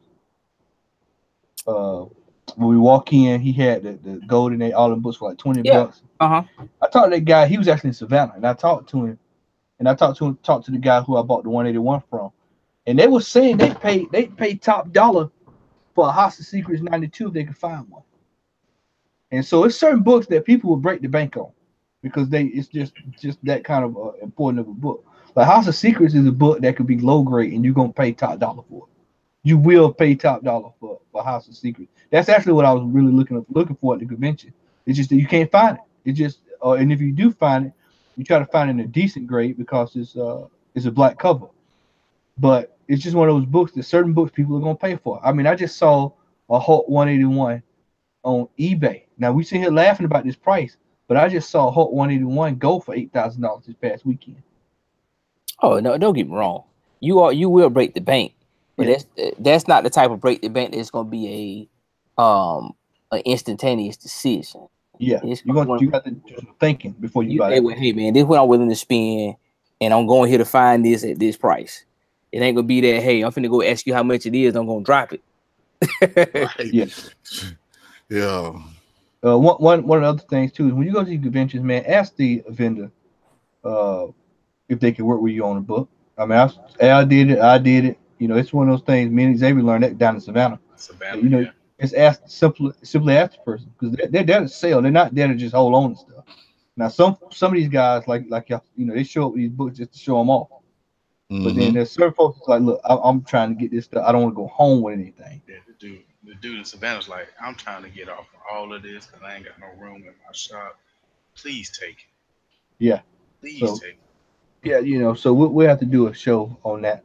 Uh, and also before we get to our halls, I want to announce that next month we will be doing our show from our local comic book store. Will's going to allow us to come down and do the show from Comics Plus, and he's going to be a guest on the panel. So it's going to be pretty cool to be able to sit around and just kind of goof off with everybody, talk uh, books and the good stuff. So that will be next month. It is now time for our pools and hauls, and Larry, we're gonna let you go first tonight, man. Since you down there in the dungeon with I know they somewhere around there in that minefield of books you got there. Hey, look, I was just counting, man, bro. I actually picked up 13 books today. I'm gonna say Larry ain't got enough hands for what he picked up. Well, I'm gonna start with this one. This is the Infinity Wars #2, the secret variant. You know that book is that book is so damn hard to come by, man. Man, I meant to hit you up, man. I found one on eBay, man, for $9.99. Buy it now. It's gone now. It's gone now. I only have to look at Yeah, it's probably gone now. But that's the Secret Wars. I mean, it's not Infinity Wars #2. That's the mask cover. And I ain't gonna go through the rest of them. It's like 4 other variants. But I will go over this one. This is the one I like the most. There with the sword. Yeah, I like that. That TC actually got that one. And the one with Emma Frost, of course. That was for Al. Let me see it again. It's got Emma and Star-Lord on the cover. Okay. Then you got Astonishing X-Men Annual. That's what I was talking about. That's Professor X there in the middle. He actually Word. he took Phantom X's.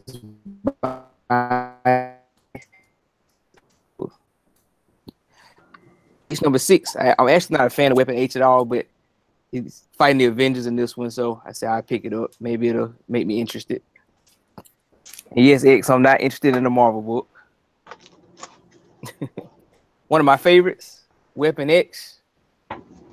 This is the introduction of the new team.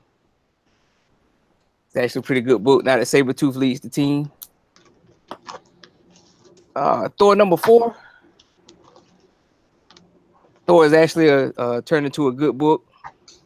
I'm not a fan of the Golden Arm, but it was 2 variants for that one. Like I said, I ain't gonna show all the variants. I'll be here forever. Yeah, you will. I will show this Iron Man Legacy variant though. For Iron Man number 3. Yeah, it's the old school artwork. Cool. So his value. The Hunt for Wolverine, The Claws of a Killer. The last one for this one before the return of Wolverine next month. Cover? Didn't they have that cover like in one of the original Wolverine runs? Not sure that one in particular. Then that's Extermination number 1. The young X-Men are finally going back to their time. Thank God. I thought I actually like that variant there because Cable is very central to this story, so they got a Cable variant. Edge of Spider-Geddon. I'm not a fan of these at all. Spider-Punk. But normally, the one that you don't collect in these is the one that's worth something. So I say I'll grab it. My boy Wade Wilson, Deadpool Assassin number 5. What we said at the shop, man. Yeah, well, we know that. We know Deadpool's there. We know that. Hey man, this if the person who writes this book could actually write Deadpool the regular series, it'd be a great book. Cable and Deadpool Annual, the Lee Field cover. No feet on this one. There's no feet. Yeah, I would say it's actually pretty good. And Doctor Strange #4. I got the Return of the Fantastic Four cover. They got Herbie on now. That's what's up. Yeah. And that's all mine for the week. All right. Well, I'll double in behind Brother Larry, and we're going to come out the gate. We have Edge of Spider-Verse #5, the 1/25 variant. Go look and see what that's going for on eBay. Picked up for $25 today from Brother Will. We have a book that I have been looking for quite a while. Caught this on eBay on a good deal. Buy it now. And it came in the mail this weekend. It is the Underworld variant of Egg Force 23. And that's a good deal. You mentioned that at like when we first started the show, didn't you? Yep. That's one. And Larry, I tell you this is that book is tough to come by. Yeah, it's hard to come by. This is one that I wanted to show last show, but I think I forgot to show it. But I was going through getting my stuff prepared for the night, and got this book. It doesn't have the pinup in it, so it's gonna be a low grade copy. But as I was telling Blaylock today, Xavier, certain books you just get. You don't even worry about stamps and all that stuff. You just pick it up, and that's Batman 181. Make sure I got my numbers right. 181. First appearance of Poison Ivy. And I got this book for $30. $30. All because it didn't have a pin up. So you know what? Who cares? It's first appearance of I need Poison you Ivy. to change your face again next time you show a Batman book. First appearance of a Crush, the 1/25 variant. Picked this up for $20 before it started creeping.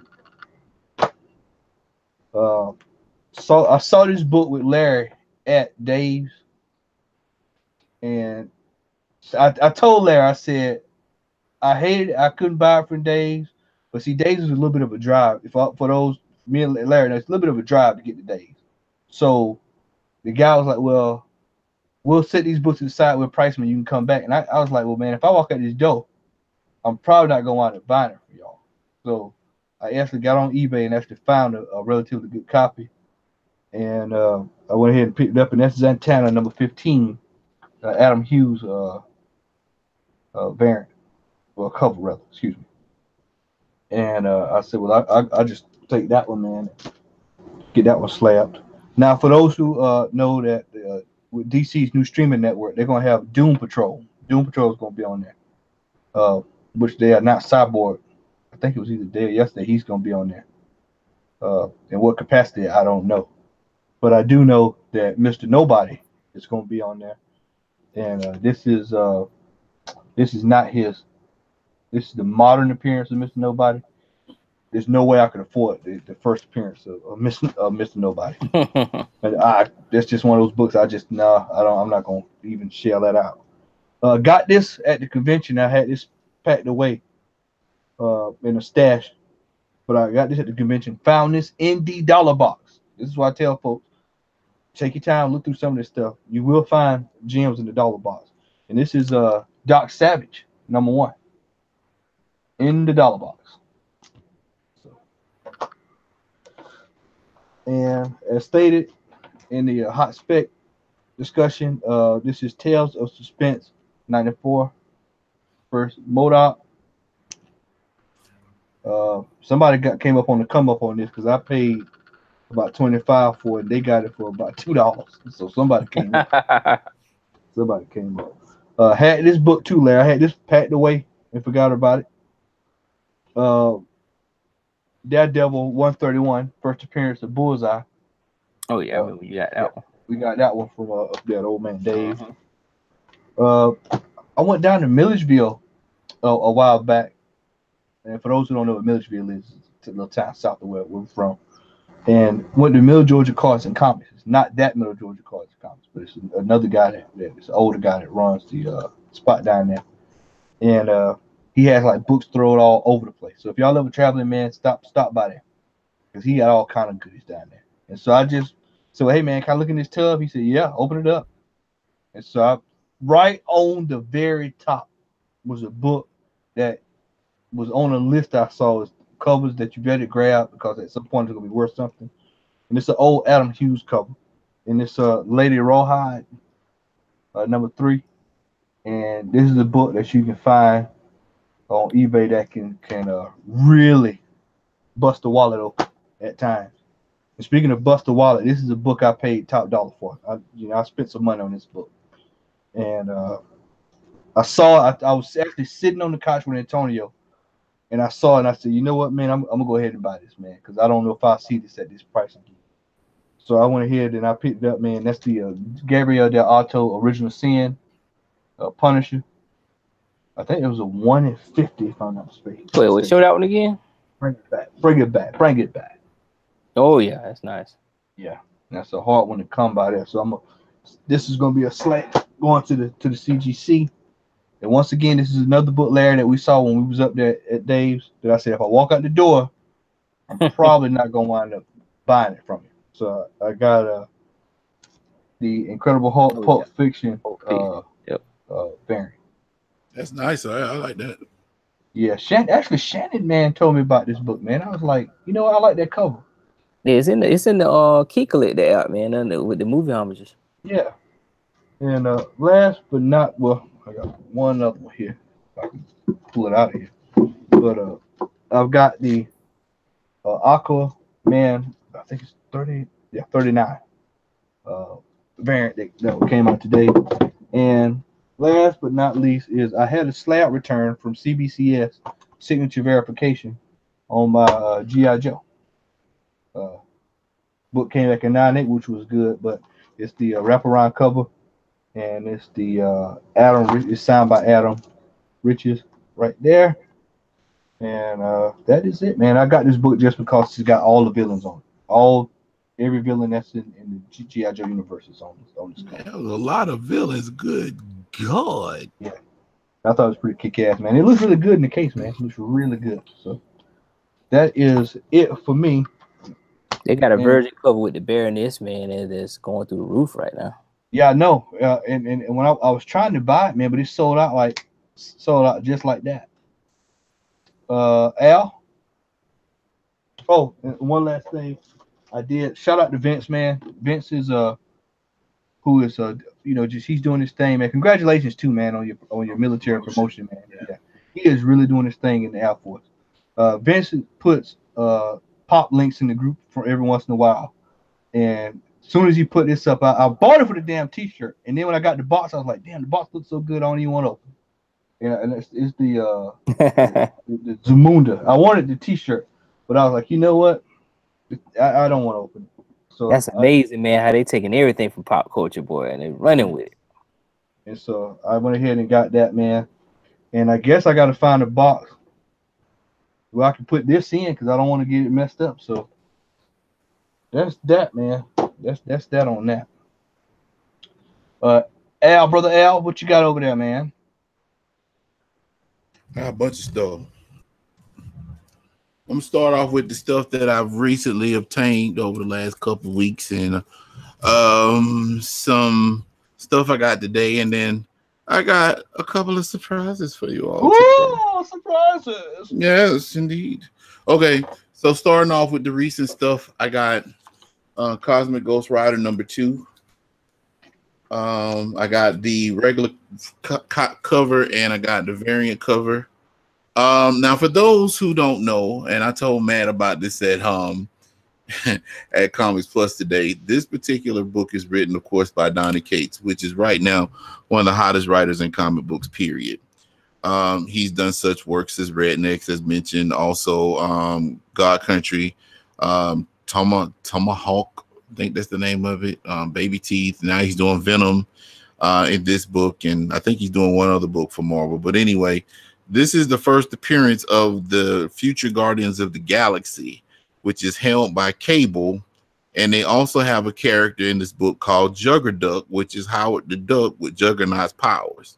He actually makes a cameo appearance on the last page of this book, so I don't know if Juggerduck is gonna catch on, but I'm a fan of the Juggernaut, so I figured I would go ahead and get this and the variant copy. If they did a cover with Jugger Duck on it, I will probably get it. All right, DC Flash 51, Flash 52. These came out the last couple of weeks. Teen Titans 20, which is the book that Matt has the first appearance of Crush, which is Lobo's daughter. This is the first print, like the first, whatever they call it. And then this is the variant copy. On the Image, Killer Be Killed 20, which is another excellent book. They have this in paperback form. This has actually been optioned for a TV show, I think. A TV show or movie. And it, man, Yeah, one of the two. It's supposed to be a movie. Yes, this has been optioned for a movie. So this is the last issue. This is homage to one of Spider-Man. I think Spider-Man. First appearance of Kingman. Yeah. So yeah, if you could pick this up as far as the 20 issues, fine. Cool. If not, then they have it in trade paperback. So excellent read. And this is an Image comic book. Another book I've been reading, Black Cloud. This is number 10. It's a really good read. I'm enjoying this one. I found myself like reading the obscure stuff that's like, man, I wouldn't have never read that in my 20s. Weatherman number 1. There was some buzz behind this one, so I picked this one up.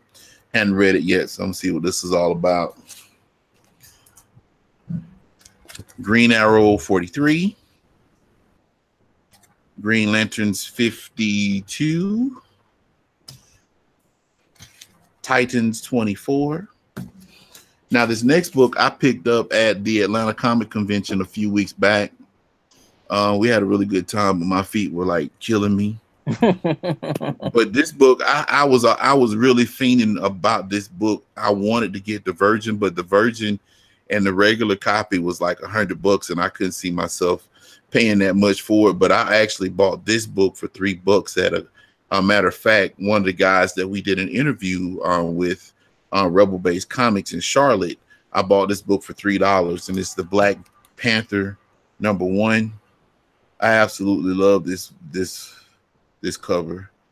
If I could ever find a Virgin for a decent price, I would probably get it. But I love this cover. Was that the same vendor that had the Amazing Spider-Mans, all the different variants, for like $7 or something like that? He might have. He was like one of the first booths that you came through after you passed like the Optimus Prime and stuff. Right. He was on the right hand side. I think X, you talking about the guy that had everything on the table. Yeah, that's who we talking about. Yeah. Okay. Rednecks number 13. Donnie Cates book. Walking Dead 182. Evolution number 7. Evolution. Really good book. I think this is going to be option for a movie or a TV show eventually. But this is Animosity Evolution, my bad.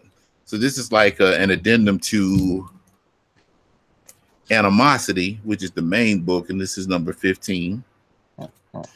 Currently one of my favorite books that's coming out right now. They just, like I said, they started it back up after like a 3-month hiatus.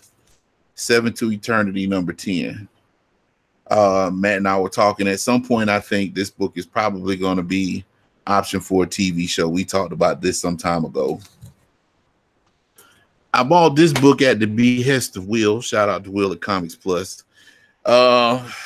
Plastic Man number 3. Apparently there is some controversy behind this particular book, and Diamond has requested vendors to return any books. I won't go into any details, but you could Google like Plastic Man 3 controversy or something, and you'll be able to pull it up. I didn't know you bought that today. I thought you said you had already bought it. No, I bought that like Tuesday. Oh, okay. Yeah, I didn't get it today. That was just one they had on the show. What I did pick up today was Injustice versus Masters of the Universe number 2. Really good book.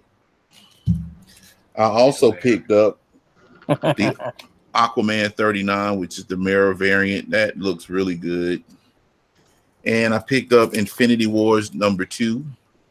So I got Prime and I got the first one, so I need to start on that. Speaking of Prime, not Optimus Optimus. No, I got Infinity Wars Prime here. Just want to show it.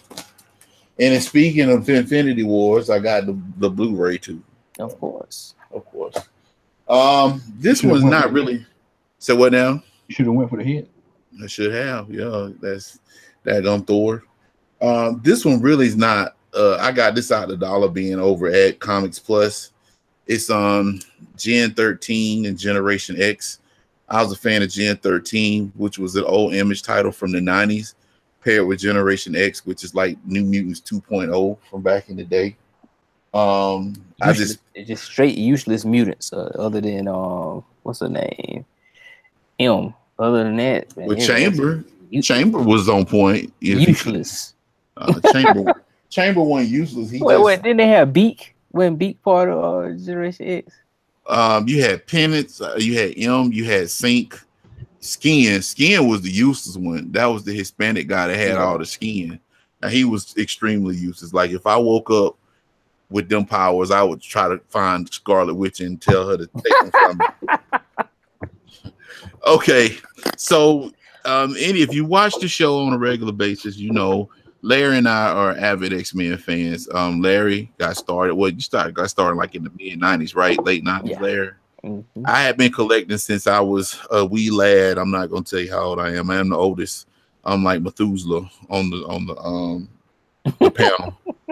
But anyway, I do have a not really a bucket list. It's just a goal. Give y'all a little backstory. I had a lot of comic books, and during my mid-20s, I sold them, got rid of them. One of which was 181 John Size X-Men, which I regret to this day, which I wish time travel existed. I would really hurt myself telling them not to do it. Needless to say, it is what it is. If I'm meant to have them both, I'm going to get them. But one of my goals is to complete the first run of the Uncanny X-Men from issue 1 to issue 544. Now, when we went up to the comic convention in Atlanta, I racked up. I got some of the higher issues, like in the 500s, some of the 300s that I was missing. So I filled some holes for that. I came across some books that were like up under issue 100 that I needed. And these are some of them that I got from the comic convention. This is X-Men 84, a villain called Meccano. X-Men 85, which is Factor 3. They were in this particular book. Now, let me ask a question since you in your uncanny mode. Yeah, man. With the dual numbering. With the dual number, right? Are you going to continue, because that means it's going to pick up from 544 and it's going to keep going? I think I will, but I refuse to. If they start at 545, I will. If they pull that crap that they pulled, where like some of those books kind of filled in, like for the Spider-Man books, they like, no, I don't know. I ain't gonna do that. I think they're gonna start. It's gonna be Uncanny X-Men #1, but I think the dual number is gonna say 545. Now, if they do that, yeah, I do that. But if they say it's issue 620, I ain't gonna do it. All right, this is X-Men 89. Now enters the Subhuman. And these are the ones that I got from the whatchamacallit. Now, the next few books, and these are my last 3 books, these are eBay finds. And I'm very proud of myself for obtaining these books because I really did an excellent job. I patted myself on the back. And I purposely didn't put these books in the group because I wanted to have an element of surprise tonight. So one of the first books that I actually got, and I bought this one for about 15 bucks on eBay, and I would have to say, looking at it, it's probably like a 6, 5, somewhere between a 5 and a 6.5. X-Men. Oh, congratulations! 83. Along came Spider-Man's first foray with the X-Men. Congratulations, man! Thanks, You've been sir. looking for that for a while. I have, and I got it for like $15 plus shipping was like $18 and change. Pennies on the dollar. Yep. Second one is in excellent condition. I paid a little bit more for this one, but for what they had them, this book was averaging about $70-$80 on eBay. and I got it for about 45. This is X-Men number 16, and this is the second appearance of Master Mold. Mm. Look at that.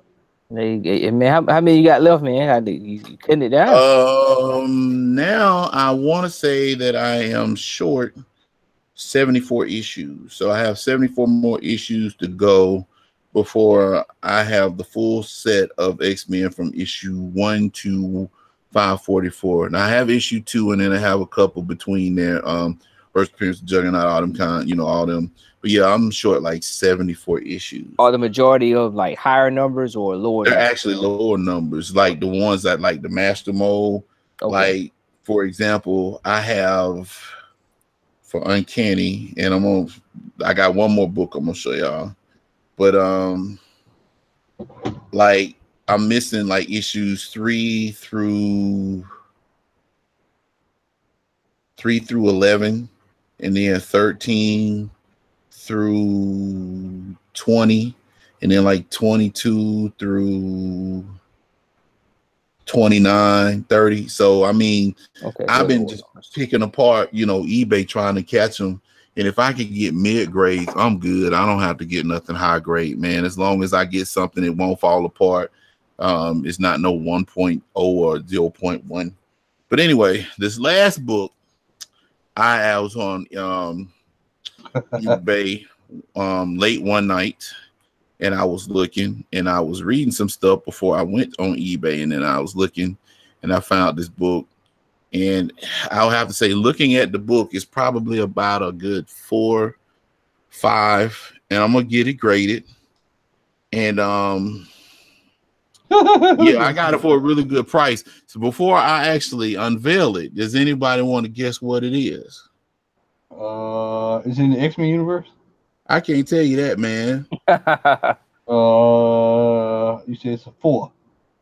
About a 4, 4 and a 5, between a 4 and a 5.5, perhaps. You got it ain't Giant Side. No, that's what I was thinking. I was like, no, it ain't Giant Side. He pee on himself. It was Giant Side. He even called it. Told hey man, I want to go. If I get that, I might pee on myself, but I ain't gonna tell y'all. The only way I tell y'all is if we don't do no show or something like that. I'm gonna go Tomb of Dracula, man. No, Larry, you want to guess? I have no idea. Moon Knight. You only okay? All right. Well, Shazam! And I started to say it, but nah. Goal. Shazam 28. This is the modern day appearance of Black Adam. This book is going through the roof, but I found this for less than $100 on eBay. And like I said, it's probably like a 4, between a 4 and a 5.5, but I didn't care because the higher up you get with this book, for some inexplicable, because it's this book right here is kind of like the depth, like the New Mutants 98. Well, for some reason. You know why? It's because you can't afford the first appearance of Black Adam. Right. People, you probably can't even touch that. You can't even touch that book. So they have to get like the modern pickup of it. That's a great pickup, man. And see, I saw like a 7.0 on when I was looking for that one. I saw a 7.0 on eBay going for like $600, and they were bidding on it. And it was raw. So I can only imagine as time progresses, when they get towards the doing a Black Adam movie, it's gonna shoot up. Even how, yeah. So, but I went ahead and jumped on it. Like I said, I'm gonna get it graded. So it's probably gonna come back at somewhere between a 4 and a 5.5, but I don't care. So. Sweet. Xavier, what you got, man? Man, I done already filed my books. I had 10 of them, but I'm not gonna play Jenga trying to get them out of them boxes. They already in there too tight. But I will show 2 pops that I'm kind of proud of. Dang, you already got yours? What, the Ultra Instinct? Yeah. Yeah. When'd you get it? I got it from GameStop across the street from the job. So they had them in the store. Yeah. They I'm waiting on mine to be shipped. I didn't know they had them in the store. And I know I'm gonna have to. Oh yeah, I'm glad you My said rag something about that. Hold on. wipe this off, but I'm so glad I got this bad boy right here, boy. Vegeta. I lost plenty sleep waiting on Toy Tokyo to get this bad boy up on their website, and now they're getting ready to bring out a blue one for NYCC. So you know, Yeah, he's shining. I had the one that I made, that I custom painted, but I ain't gonna lie, I'm lazy. I don't feel like getting up to grab it. I did have another pot that came in a while There back, you go. man. And There you go. for sentimental value. Oh, Gizmo Duck. That's what's Yep. up. Everybody know I'm a massive Gizmo Duck fan, so I was like, you know what? I'm getting a damn Gizmo Duck, and I ended up getting it, and that came in about a week ago. So, all right, well that is it. I want to give a shout out to Comics with Beulah, Stay Puff, Miss Hustle. Thanks for subscribing tonight. And Thank you. the night nurse knows exactly who she is. The night nurse, she knows exactly who she is. I want to give a special shout out to her. Give a shout Reggie. Hey, Reggie Durham. Next show, you be prepared with your top 10 wrestlers. You come in. We're gonna be Larry's gonna be here. We're not even gonna do the show until we know that we can get you on. Because you're gonna defend that list that you sent us. And we're gonna tell folks this man said Shawn Michaels does not belong on the top 10 of anybody's wrestling list. So he's gonna come in, he's gonna show me his list. What And he we're say gonna about debate. What he say about Ric Flair? He said that Ric Flair needed Hulk Hogan to be successful. So we'll let him defend that. I feel like cutting the promo on Reggie, but I don't think it's foul. But I just let that be it. So yeah. Reggie Durham, Antonio probably back. TC probably back. What's the correlation between those two, man? Thank you. That's what we said at lunch. But we'll say that. Just save it. We had the same. Save it for off air. Just save it for off air. Save it for off air. So, ladies and gentlemen, we want to tell you thank you for hanging in there with us tonight. Al, glad to have you back. The band is back together. We will be back next month. We'll just kind of make sure you subscribe, stay locked in, and make sure you have the notification on so you know when we go live. But we will be back because we're going to get this date organized with Reggie. We're going to have him on this show. Well, it's probably going to be a free for all that night. So make sure y'all the Royal Rumble. Yeah, it's going to literally be a Royal Rumble. So make sure that you tune in. Once again, thanks to everybody for watching. Thanks to everybody in the chat room. Much love to you all. If you're in Alabama, make sure you check out Kingdom Comics.